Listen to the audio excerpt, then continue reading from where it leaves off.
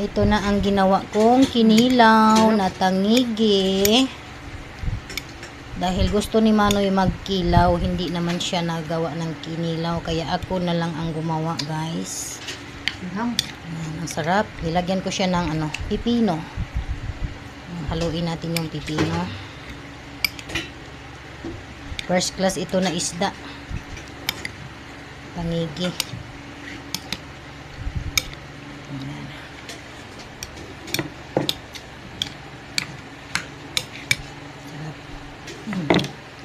Ka-perfect sa timpla Ngayon Manoy, matikman mo yung aking kinilaw na tangigi. First time kong gumawa ng kinilaw na isda. Ayan lang. O Manoy, nasaan na kayo? Wala tayo baligya na niya saging dito. Okay na ang kinilaw, ready to eat na. Uwi na kayo. Sarap.